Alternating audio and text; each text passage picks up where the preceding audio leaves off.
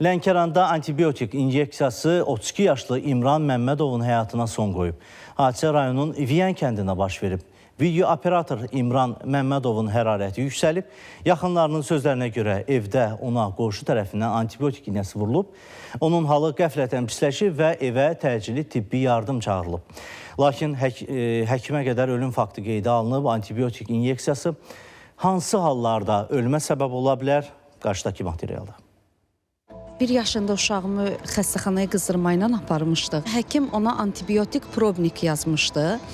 Deməli, probniki Medstra verilən millidən artıq vurmuşdu.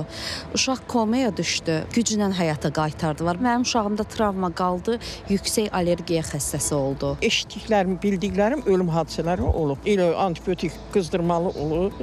Ona görə də müalicə məqsədi ilə vurdurublar. Antibiotik təbii və yarımsintetik olan canlı hüceyrələrin artım və inkişafının qarşısını ala bilən heyvan və ya bitki mənşəlli maddədir. Antibiotiklər mikroorqanizmlərlə bakterial infeksiyaların törədiciləri ilə mübarizə üçün yaradılıb. Lakin bəzi insanlarda bakteriyalar eyni antibiotiklərə fərqli reaksiya verir. Həkimlərin sözlərinə görə, antibiotik iynəsi tətbiq edilmədən öncə xəstəyə mütləq test edilməlidir. Antibiotiklər bakterial infeksiya yarandığı halda həkim tərəfindən təyin olunmalıdır. Boğaz ağrısı, qızdırma halları yarandığı zaman bunun böyük əksəriyyəti virus mənşəlidir. Yəni, antibiotiklərin təyinatı, istifadəsi doğru deyil. Çünki antibiotiklər bakteriyaları öldürən bir dərman preparatlarıdır. Viruslara qarşı isə əksinə faydadan çox zərər verər. Antibiotiklərin hətta çox bəsit bir bakterial infeksiyalarda vena daxili antibiotika gərək duymadan biz sadəcə olaraq tabletka şəklində bunların təyin olması da yetərli ola bilər. İynə vurulmadan əvvəl xəstənin nəyə allergiyası olduğunu öyrənmək lazımdır. Bəzən allergiya xəstəsinə iynə vurulan zaman dərhal bronxlar qapanır və xəstəni xilas etmək mümkün olmur. Mütəxəssislər bildirir ki, antibiotiklərin həkim təyinatı olmadan istifadəsinə tez-tez rast gəlinir.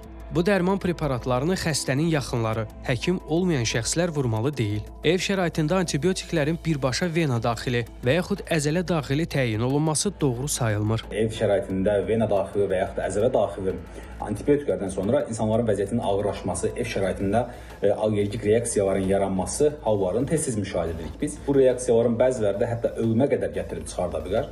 Ona görə də ev şəraitində antibiotiklərin vena daxili və yaxud intramuskülər əzələ daxili təyin olması qəbul edilən hal deyil. Antibiotiklər həm də böyrək çatışmazlığına, ciyərin dağılmasına, qulaq sinirində problemlərə gətirib çıxara bilər. Bu səbəbdən körpələrin, azyaşlı uşaqların antibiotiklərdən mümkün qədər uzaq olması tövsiyə edilir. Ülkər Əliyeva, Farid Cəliloğlu, Sərdar Əliskəndərli, ATV Xəbər.